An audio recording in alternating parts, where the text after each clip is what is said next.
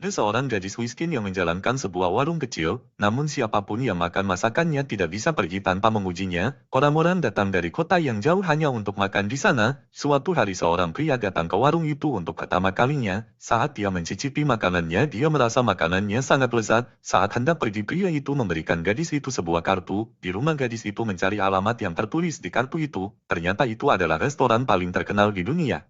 Tempat di mana hanya orang-orang kaya yang makan di sana. Di restoran itu ada seorang koki yang sangat terkenal. Gadis itu jadi bubuk karena dia sangat miskin, dan merasa mungkin tidak bisa memasak dengan enak, maka dia memutuskan untuk tetap memasak seperti biasa di warungnya. Hari itu juga sebuah mobil mewah datang menjemputnya. Karena lelah dengan kemiskinannya, gadis itu masuk ke dalam mobil.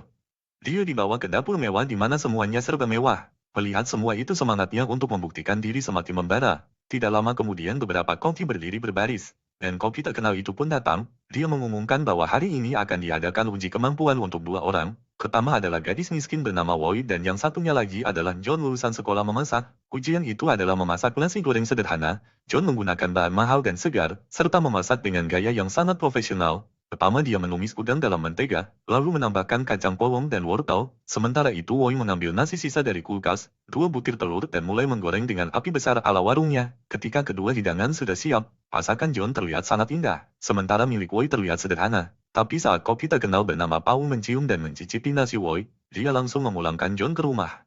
John kecewa, namun Paul tidak berkata apapun. Kemudian Paul bertanya pada Woi, kenapa dia ingin bekerja di sana. Woi menjawab, saya ingin melakukan sesuatu yang berbeda. Paul senang dengan jawabannya dan mempekerjakannya. Pekerjaan pun dimulai. Paul hanya menunjukkan sekali cara memotong daging sapi setebal 2 mm. Woi mencoba, tapi potongan pertama langsung dibuang oleh Paul. Dia ketakutan dan hampir menangis.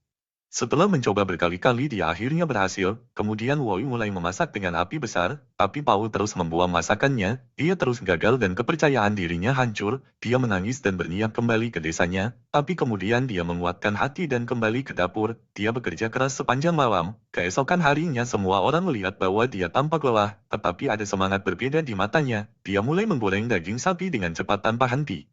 Tangannya terbakar tapi dia tidak menyerah. Ketika Paul mencicipi daging sapi buatannya, dia tercengang, rasanya luar biasa seperti meleleh di mulut. Dia tidak berkata apapun, tapi dari wajahnya terlihat jelas Woi kini telah menjadi seorang koki yang luar biasa.